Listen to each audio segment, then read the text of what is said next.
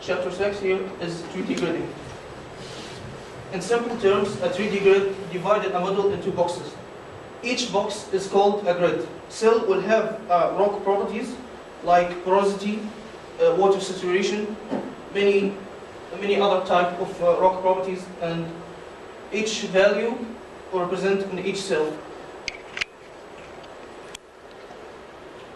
Instead of using corner point gridding, the simple grid has been used because it provides simple alternative to the pillar gridding or corner point process for creating a 3D grid with no faults. Here, the simple grid usually use no faults, but you can input the faults as a barrier, as we discussed, as a simulation fault. For the corner point gridding, it needs to have a lot of faults in the area, and this area needs to be closed with faults, so it can divide the area with zones and segments. But because of we have the limited numbers of faults, we couldn't do this step. So instead, we use the simple 3D grid.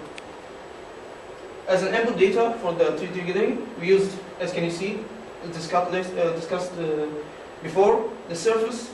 The surface is always used as input data for their average and their quality, so it can generate more faster. And boundary. The boundary has been used in creating the surfaces that limit the area around our cube. As can you see here, the skeleton that represents the cover of our 3D gridding, but is a skeleton that here we cover the horizon of member 5AB in time. As can you see, it covers perfectly. Simple grid is a simple and time. It's not time consuming actually. It helps lower the time in calculating. Instead of using, when you use the corner point gridding, you have to fix the gridding on your own by making the grids follow the faults. Then it will separate the segments by these faults. But the simple grid, it will do all this process in a simple manner. But the calculation of the corner points is more efficient and more accurate than the simple gridding. But because of our limited version of the faults, or limited numbers of the faults, we have to use the simple grid.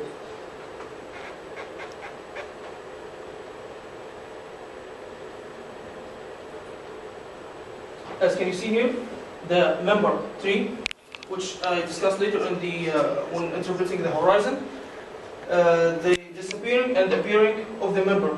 This has caused a problem, and the skeleton 3D grid is not covering perfectly, but it can be considered as a sufficient manner. So as you can see here, covering the horizons not perfectly, not as the member 5AB. The same here goes for member 2. The covering of the skeleton was good enough. And here shows the skeletons for the 3D of our cube of the three members, 5AB, member 3, and member 2, and their faults in between them, as a simulation fault, as a barrier, nothing else. Layering. The regions for gridding is divided into sub-regions. Zone, as can you see here, this is our model, which is have the borders and horizons, member 5AB, member 2, and these, the layers, how have been divided. As can you see here, member, we define the cube as two zones. The zone 1 between the member 5AB and member 3, and the zone 2 between the member 3 and member 2.